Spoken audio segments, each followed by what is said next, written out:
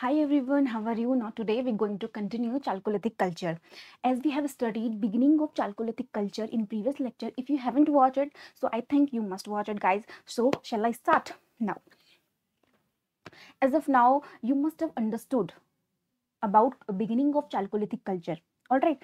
Chalcolithic culture, their practices, agriculture and domestication. Now today, when it comes to burial practices, all right, when it comes to doing burial practices, actually what did they used to do actually in that particular feature, we're going to know about burial practices. Now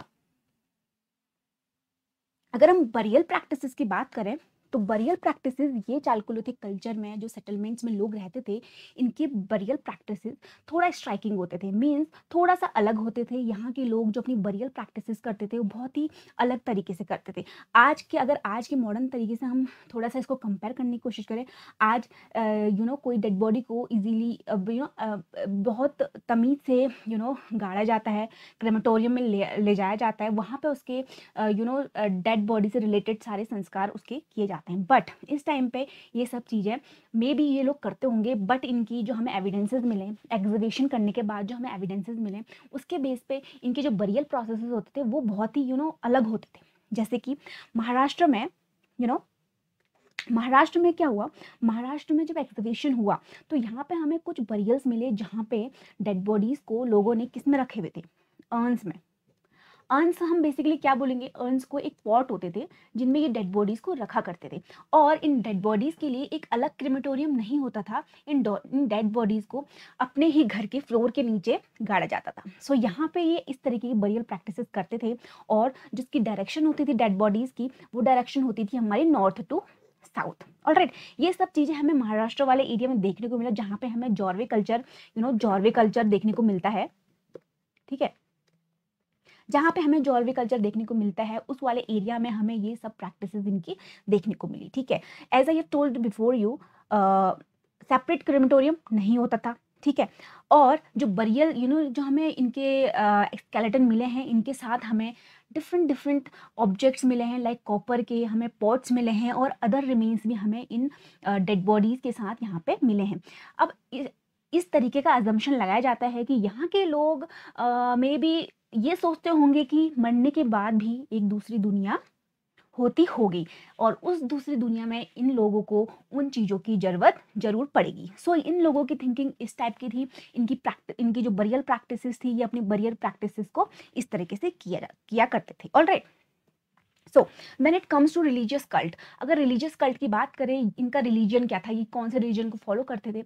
exhibition के दौरान हमें महाराष्ट्र वाले area में and और भी areas में हमें mother goddess के कुछ टेराकोटा के फिगर्स मिले हैं। ऑलराइट, क्या मिले हैं, टेराकोटा के हमें कुछ फिगर्स देखने को मिले हैं। ठीक है, सो इससे ये पता लगा सकते हैं कि यहाँ पे लोग मदर गॉडेस की प्रे किया करते थे, उनको वेनरेट किया करते थे। ऑलराइट, अगर हम मालवा और राजस्थान वाले एरिया की बात करें, ठीक है, मालवा बेसिकली हमें एमपी वाले एरिया में देखने को मिलेगा। ठीक है, मध्य प्रदेश वाले एरिया में देखने को मिलेगा। इस वाले एरिया में जो हमें साइट्स मिले हैं उसको हम मालवा कल्चर के अंदर पढ़ते हैं। ऑलराइट, मालवा और राजस्थान वाले में एरिया में हमें बहुत सारे स्टाइलाइज्ड बुल मिले हैं जो कि टेराकोटा के मिले हैं। सो एग्जीबिशन करने के बाद बहुत सारी जगह ऐसी थी जहाँ पे हमें बुल के फिगर्स मिले हैं। सो हमने इन बुल को as a religious cult, as a emblem माना, एज अ इनका साइन सिंबल के तरीके से हमने इस बुल को देखा। सो रिलीजियस कल्ट के बारे में हमें चालकोलिथिक लोगों के बारे में इतना ही पता है। इनके रिलीजियस कल्ट, ठीक है, ये मदर गॉडेस की पूजा करते होंगे, क्योंकि हमें जो एग्जीबिशन के दौरान जो हमें आर्टिफैक्ट्स जो फिगर्स मिले हैं बेसिकली वुमेन के मिले हैं। ठीक है, और हमें कुछ बुल से रिलेटेड कुछ फिगर्स मिले हैं। सो रिलीजियस कल्ट में हम इतना ही पढ़ेंगे। ऑलराइट, नेक्स्ट, अगर हम चालकोलिथिक फेज को देखें, चालकोलिथिक कल्चर को देखें, हम एक तरीके से इसमें बोल सकते हैं, इसमें हम एक फर्स्ट विलेज सिस्टम को देख सकते हैं। एक very important thing is that in Chalcolithic period, इसमें हमें social inequalities, social difference, social distance जैसी चीजें हमें यहाँ पे देखने को मिलेगी। सो देखिए, फर्स्ट थिंग इज दैट, अगर हम देखिए, ये लोग जो थे ये ब्रिक्स से एक्वेंटेड नहीं थे, मीन्स ये ब्रिक्स के बारे में नहीं जानते थे। ठीक है, इनके घर जो होते थे मड, स्ट्रॉ, वुड जैसी चीज़ों से ये अपना घर को बनाया करते थे। ओके, जैसे कि आप इस पिक्चर्स में देख रहे हैं, ठीक है, इसमें इन्होंने पूरे घर जो है स्ट्रॉ, वुड, इन चीज़ों के इन्होंने ये घर बना रखे हैं, ठीक है। तो ये ब्रिक्स से एक्वेंटेड नहीं थे, ये ब्रिक्स के बारे में ज़्यादा इनके पास कोई नॉलेज नहीं थी, ठीक है। इनके जो सेटलमेंट्स मिले हैं हमें यहाँ पे, जो बरियल प्रैक्टिसेस होती थी, ठीक है, उनमें भी हमें कुछ सोशल इनइक्वालिटीज़ जैसी चीज़ें देखने को मिलेगी। अभी मैं आपको बताऊंगी कि हमें इनकी बरियल प्रैक्टिसेस से सोशल इनइक्वालिटीज़ की जो एक अपीयरेंस है, ठीक है, वो हमें किस तरीके से सजेस्ट होता है, ठीक है, इनकी सोसाइटी में किस तरीके से बरियल प्रैक्टिसेस के हिसाब से हम एक सोशल इनइक्वालिटी का पता लगा सकते हैं, ठीक है। इनकी सोसाइटी में एक और चीज़ थी hierarchy. What does that mean particular word hierarchy? Hierarchy मतलब आप क्या समझते हैं? हायरार्की एक ऐसा वर्ड है जिसमें हम इसमें एक ऐसा सिस्टम है हायरार्की, जिसमें लोगों और चीज़ों को एक रैंक में रख दिया जाता है, उनको एक रैंक दे दिया जाता है। और जनरली हमें ये हायरार्की जॉर्वे सेटलमेंट में देखने को मिली, जो कि हमें महाराष्ट्र वाले एरिया में देखने को मिला है, ठीक है। हमें पता है, ठीक है गाइज, जो चालकोलिथिक कल्चर होता है, चालकोलिथिक जो सेटलमेंट हमें देखने को मिला है, वो इंडिया के एक ही रीजन में नहीं देखने को मिला है। हमें जो चालकोलिथिक सेटलमेंट्स में देखने को मिले हैं वो south eastern Rajasthan and eastern India में हम देखने को मिलेगा, बिहार और बंगाल वाले एरिया में। देन हमें जो सेंट्रल इंडिया में आते हैं, महाराष्ट्र एमपी वाले एरिया में हमें ये सेटलमेंट देखने को मिलते हैं। सेकेंड थिंग इज दैट हमें कुछ जो सेटलमेंट्स मिले हैं वो 20 हेक्टेयर के एरिया में फैले हुए हैं, लेकिन कुछ हमें सेटलमेंट्स ऐसे मिले हैं जो 5 या उनसे कम हेक्टेयर के एरिया में फैले हुए हैं। But what does that mean? देखिए, यहाँ पे हमें एक 2 टायर हैबिटेशन का पता चल रहा है। मीन्स यहाँ पे जो लोग, कुछ लोगों का सेटलमेंट बहुत बड़ा होता था और कुछ लोगों का सेटलमेंट कुछ बहुत छोटा होता था। मीन्स जो लार्जर सेटलमेंट्स वाले लोग होते थे वो छोटे सेटलमेंट्स वाले लोगों को डोमिनेट करते थे। हम इससे ये पता लगा सकते हैं, ठीक है। दूसरी thing is that social inequalities and social difference जैसी चीज़ें हम एक चीज़ से और सजेस्ट कर सकते हैं, वो चीज़ है घर, ठीक है। यहाँ पे हमें इस पीरियड में हमें कुछ घर रेक्टेंगुलर शेप के देखने को मिले हैं, ठीक है, कुछ घर हमें राउंड शेप के देखने को मिले हैं, ठीक है। सो इससे भी हम पता लगा सकते हैं, मे बी जो रेक्टेंगुलर घर होंगे वो मे बी ऐसे किंग, लीडर और उनके रिलेटिव्स के लिए बनाए गए होंगे। और जो राउंड हाउसेस हमें मिले हैं यहाँ पे देखने को, बेसिकली यहाँ पे जो कॉमन लोग होंगे, जो ज़्यादा एफ्लुएंट फैमिली से नहीं बिलोंग करते हैं, उनके लिए राउंड घर बने होंगे। अगर हम इनाम गांव की बात करें, इनाम गांव बेसिकली हमें महाराष्ट्र में देखने को मिलेगा, ठीक है। यहाँ पे हमें एक सोशल डिस्टेंस का बहुत बड़ा एग्जाम्पल देखने को मिला है। लाइक यहाँ पे हमें कुछ एविडेंसेस मिले हैं, लाइक जो क्राफ्ट्समैन जो क्राफ्ट की एक्टिविटीज़ किया करते थे, मे बी मीन्स जो semi precious stones, beads, carnelian, agate, इन सब चीज़ों का यूज़ करके एक क्राफ्ट की एक्टिविटीज़ यहाँ पे किया करते थे। इन लोगों की जो हमें लिविंग स्टाइल देखने को मिली, बेसिकली वो देखने को मिली कहाँ पे? वेस्टर्न फ्रिंजेस पे। ऑलराइट, वेस्टर्न साइड पे हमें इनकी जो लिविंग से रिलेटेड रिमेन्स देखने को मिला, वो वेस्टर्न साइड को देखने को मिला। बट अगर हम बात करें, if we talk about chief और लीडर, तो हमें जो इनके सेटलमेंट्स के रिमेन्स मिले हैं वो हमें सिटी के सेंटर में देखने को मिले हैं। सो इससे भी हम एक सोशल डिस्टेंस का अनुमान लगा सकते हैं। ऑलराइट, नेक्स्ट हमें कुछ ग्रेव्स मिले हैं चंदोली और नेवासा में, ठीक है। चंदोली, नेवासा एक ऐसी साइट्स हैं जो कि हमें वेस्टर्न महाराष्ट्र में देखने को मिलेंगी, ठीक है। यहाँ पे हमें जो साइट्स बरियल्स मिले हैं वो हमें मिले हैं चिल्ड्रंस के, बेसिकली, ठीक है, बच्चों के यहाँ पे हमें बरियल्स देखने को मिले हैं। कुछ बच्चों की बरियल्स में हमें कॉपर बेस्ड स्टफ देखने को मिलेंगे, कुछ बरियल्स में हमें बेसिकली कॉमन चीज़ें, पॉट्स एंड गुड्स देखने को मिलेंगे। बट एक साइट है हमारी कयाथ, ऑलराइट, ये हमें एमपी में देखने को मिलेगी, ठीक है। ये हमारी मालवा कल्चर के अंदर आ जाती है, मालवा कल्चर की हमारी अंदर आ जाएगी। और क्योंकि ये कयाथ वाला जो एरिया है, ये इसको हम बेसिकली मालवा के आसपास वाला एरिया मान लेंगे और ये पूरा मालवा कल्चर के अंदर आ जाएगा। यहाँ पे हमें एक ग्रेव मिला है, उस ग्रेव ने इतने ज़्यादा स्ट्राइकिंग फीचर हमें शो किए, everyone was stunned at that time. What does that mean? इस ग्रेव के अंदर हमें 29 कॉपर के बैंगल्स देखने को मिले, ठीक है। बैंगल्स जो चूड़ियाँ होती है वो 29 हमें कॉपर के देखने मिले। सेकेंड, हमें यहाँ पे 2 एक्सेस देखने को मिले। थर्ड थिंग, हमें यहाँ पे कुछ नेकलेसेस देखने को मिले, और वो नेकलेसेस किस चीज़ के बने हुए थे? सेमी प्रेशियस स्टोन्स के बने हुए थे, लाइक स्टियाटाइट, कार्नेलियन, बीड और एगेट टाइप के सेमी प्रेशियस स्टोन से and semi precious stone and Beed से ये नेकलेसेस बने हुए थे। और हमें उसके साथ साथ हमें एक पॉट भी मिले, बहुत सारे हमें पॉट्स मिले। सो हम इस चीज़ से क्या कंसीडर कर सकते हैं? हम इस चीज़ से एक चीज़ कंसीडर कर सकते हैं, ये जो हमें बरियल देखने को मिली है, ये बेसिकली एक एफ्लुएंट फैमिली से बिलोंग करता होगा। एफ्लुएंट फैमिली मीन्स एक रिच फैमिली, ठीक है। जिस तरीके से इसके बरियल्स में इतनी सारी चीज़ें देखने को मिली, तो ये basically you know affluent family से ये बिल्कुल बिलोंग करता था, ठीक है। अगर हम बरियल के बेसिस पे अगर हम सोशल इनइक्वालिटीज को डिफाइन करें, सो कुछ ग्रेव्स में हमें इतनी सारी चीजें देखने को मिली हैं, कुछ ग्रेव्स में हमें कुछ नहीं देखने को मिला है। सो ये एक सोशल डिफरेंस को बता रहा है। मीन्स यहाँ पे कुछ पुअर लोग भी रहते थे और मीन्स यहाँ पे कुछ रिच लोग भी रहते थे। ऑलराइट, तो अब इसके हम लिमिटेशन की बात करते हैं। देखिए, हर सिस्टम में, हर कल्चर में, हर सिविलाइजेशन में हमें अगर वहाँ पे कुछ पॉजिटिव चीज़ देखने को मिल रही है तो वहाँ पे हमें नेगेटिव चीज़ भी देखने को मिलेगी।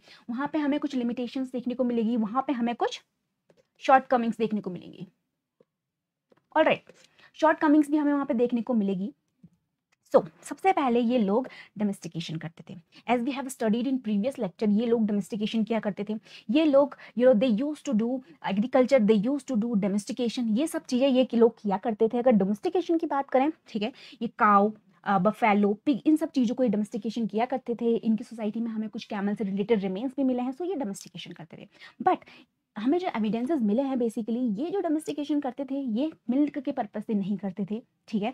एक गोंड ट्राइब का नाम है, alright, this is the name of tribe Bastar, जो कि हमें छत्तीसगढ़ वाले एरिया में देखने को मिलती है, ठीक है। छत्तीसगढ़ वाले एरिया में हमें ये टाइप देखने को मिलेगी। इनका कहना है कि जो मिल्क होता है, जो गाय मिल्क देती है जनरली, वो अपने यंग एनिमल्स के लिए देती है, ठीक है। जो लोग थे यहाँ पे जो डोमेस्टिकेशन जनरली किया करते थे वो स्लाउटरिंग के लिए किया करते थे। मीन्स डोमेस्टिकेशन करने के बाद ये इनको easily as a food consume कर सकें, ठीक है। सो ये तो डोमेस्टिकेशन की बात आ गई। When it comes to agriculture, agriculture का क्या, एग्रीकल्चर यहाँ पे होता था but it is not in a very extensive और इंटेंसिव स्केल। एक्सटेंसिव स्केल और इंटेंसिव स्केल में यहाँ पे एग्रीकल्चर बिल्कुल भी नहीं होता था। एक लिमिटेड वे में ये एग्रीकल्चर किया करते थे, ठीक है। अगर हम सेंट्रल और वेस्टर्न एशिया की सेंट्रल और वेस्टर्न इंडिया की बात करें, यहाँ पे हमें जनरली ब्लैक कॉटन सॉइल देखने को मिलेगी। ऑलराइट, ब्लैक कॉटन सॉइल अपने आप में ही बहुत ही हार्ड सॉइल होती है। यहाँ पे कल्टिवेशन करना बहुत ही बहुत डिफिकल्ट है। It's a very tiring task. Alright, so क्या है, यहाँ पे ये लोग इस जगह पे कल्टीवेशन करते थे बहुत ही लिमिटेड एरिया में, क्योंकि इनके पास उतने हार्ड इम्प्लीमेंट्स नहीं थे। क्योंकि इस सॉइल में कल्टीवेशन करने के लिए इनके पास हार्ड इम्प्लीमेंट होने चाहिए, जो कि बेसिकली आयरन से बने होने चाहिए। लेकिन इस समय तक तो आयरन आया ही नहीं है। हमें आयरन देखने को मिलेगा वैदिक एज में। ऑलराइट, वैदिक एज में हमें यहाँ पे आयरन देखने को मिलेगा, बट यहाँ पे आयरन नहीं आया है अभी चालकोलिथिक एज में। सो लोगों के पास इतने हार्ड इम्प्लीमेंट्स नहीं है जो कि वो उस सॉइल में उसको कल्टीवेट करके वहाँ पे इजीली एग्रीकल्चर कर सके। सो हम एक तरीके से कह सकते हैं कि ये लोग इंटेंसिव तरीके से ये एग्रीकल्चर प्रैक्टिस नहीं करते थे।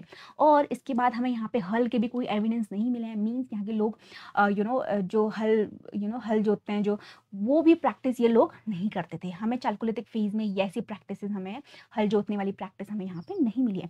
And generally they use to do jhum cultivation और स्लैश बर्निंग जैसी चीजें ये किया करते थे। What is jhum cultivation? I know you must have studied in previous classes, in like 6th और 7th क्लास में आपने जरूर पढ़ा होगा झूम कल्टीवेशन। झूम कल्टीवेशन अपने आप में बहुत ही एक इंटरेस्टिंग कल्टीवेशन है। इसमें क्या करते हैं, अगर मैं आपको इसको डिस्क्राइब करके बताऊँ in a nutshell, so what they use to do in that particular cultivation. Basically अगर हम झूम कल्टीवेशन की बात करें, ये हमें ईस्टर्न इंडिया, मणिपुर, असम वाले एरिया में ज़्यादातर थोड़ा ये कल्टीवेशन हमें देखने को मिलता है। लेकिन इसमें करते क्या लोग, देखिए, इनके पास क्या होता है ना, एक पैच ऑफ प्लॉट होता है यहाँ पे। तो उस प्लॉट को ये साफ करते हैं, उसकी कटाई करते हैं, वहाँ पे उसको जलाते हैं इजीली। फिर उसके बाद वहाँ पे सेवरल ईयर तक ये एग्रीकल्चर करते हैं, ठीक है। सेवरल ईयर तक ये एग्रीकल्चर करने के बाद इसमें क्या होता है, ठीक है, एग्रीकल्चर कर लिया। अब क्या होता है, कुछ समय के बाद इस पैच ऑफ लैंड को ये छोड़ देते हैं, अबेंडन कर देते हैं, क्योंकि इसमें इसकी जो सॉइल है उसमें अब उतने अच्छे न्यूट्रिएंट्स नहीं रहे जिससे कि प्लांट इजीली ग्रो कर सके। सो ये ऐसी प्रैक्टिसेस हर जगह पे किया करते थे, ठीक है। झूम कल्टीवेशन इस कल्टीवेशन को बोला जाता है। डिस्पाइट ऑफ फूड इकोनॉमी, भले ये इनका जो एग्रीकल्चर प्रोसेस था वो भले ही वेरी एक्सटेंसिव नहीं था, लेकिन ये फूड इकोनॉमी से तो बिलोंग करते थे। यहाँ पे जो रेट मिलेगा हमें इन्फेंट मोर्टेलिटी से, जो हमें इन्फेंट मोर्टेलिटी जो रेट मिला वो बहुत ही वेरी हाई मिला। इन्फेंट मोर्टेलिटी से आप क्या समझते हैं, यहाँ पे हमें बच्चों के स्केलेटन उनकी बरियल्स बहुत ज़्यादा अमाउंट में मिले महाराष्ट्र वाला एरिया में। तो मीन्स यहाँ पे इनको मेडिकल की नॉलेज भी नहीं थी। Lack of nutrition, there are much lack of nutrition and medical knowledge. Alright, तो ये सब लिमिटेशंस हमें इस एरिया, इस कल्चर, इस चालकोलिथिक फेज में देखने को मिला, ठीक है। हम एक तरीके से इसको कह सकते हैं ये फर्स्ट विलेज सिस्टम था जहाँ से एक डेवलपमेंट का स्टार्ट हुआ, ठीक है। डेवलपमेंट होना स्टार्ट हुआ क्योंकि यहाँ पे हमें पहला कॉपर मेटल मिला जिसका नाम था कॉपर, ठीक है, लोगों ने उसका बहुत बेहतरीन तरीके से यूज़ करने की कोशिश की और किया भी। सारे इम्प्लीमेंट्स इन्होंने यूटेंसिल्स इन्होंने क्या कहते हैं कॉपर के बनाने स्टार्ट कर दिए। ठीक है, ये एक डेवलपमेंट का एक स्टेप बोल सकते हैं हम। ठीक है, क्योंकि इसके बाद हम धीरे धीरे करके मेटल की जो खोज होगी, धीरे धीरे करके हमें ब्रॉन्ज मिलेगा। ठीक है, ब्रॉन्ज मिलेगा हमें। ब्रॉन्ज बेसिकली हमें हड़प्पा सिविलाइजेशन में देखने को मिलेगा। ऑलराइट, हड़प्पा सिविलाइजेशन अपने आप में ही बहुत इंपॉर्टेंट सिविलाइजेशन है साउथ एशिया की। अगर हम इसकी बात करें, यहाँ पे ये सिविलाइजेशन बेसिकली अर्बनाइजेशन को आर्टिकुलेट करती है। ऑलराइट, अर्बनाइजेशन के फीचर्स हमें यहाँ पे दिखाएगी। ठीक है, यहाँ पे हम ड्रेनेज सिस्टम देखेंगे, यहाँ पे हम लोगों का रहने का तरीका, यहाँ पे एग्रीकल्चर सरप्लस में होता था इस क्योंकि वहाँ पे हमें बहुत सारी ग्रीनरीज मिली हैं, ग्रेट बाथ एंड उनका housing structure, great pattern, road making in 90 degrees. तो ये सब चीज़ें हमें हड़प्पन सिविलाइजेशन में देखने को मिलता है और ये सब चीज़ें हमें एक अर्बनाइजेशन को आर्टिकुलेट करती है। इसके बाद हमें आयरन देखने को मिलेगा, जो कि हमें लेटर वैदिक एज में हमें देखने को मिलेगा। ठीक है, लेटर वैदिक एज में हमें आयरन की खोज देखने को मिलेगी। धीरे धीरे करके लोग आयरन के इम्प्लीमेंट्स बनाना स्टार्ट करेंगे, धीरे धीरे करके लोग जानना स्टार्ट करेंगे, धीरे धीरे करके लोग फॉरेस्ट को कट करना स्टार्ट करेंगे, एग्रीकल्चर और तेजी से बढ़ता रहेगा, फॉरेस्ट को कट करते रहेंगे। धीरे धीरे करके लोग धीरे धीरे करके यहाँ पे जनपद बनते हुए देखेंगे हम, धीरे धीरे करके हम महाजनपद देखते हुए बनेंगे। तो ये सब चीज़ें हम आने वाले लेक्चर्स में देखेंगे, किस तरीके से एक डेवलपमेंट का फेज इन एंशिएंट हिस्ट्री में हमें देखने को मिलेगा। ठीक है, सो हम एक तरीके से चालकोलिथिक फेज को हम एक डेवलपमेंट स्टेप भी कह सकते हैं। ऑलराइट, सो गाइज, ये सब हमारा चालकोलिथिक फेज और कल्चर के बारे में था। सो ये चैप्टर और ये कल्चर आज कंप्लीट हो चुका है। Hope you liked it a lot. So guys, please, if you haven't to subscribe it, please subscribe. It's totally gonna enjoyable for everyone. So guys, till then, bye bye, take care, and let's catch up soon, guys. Bye bye.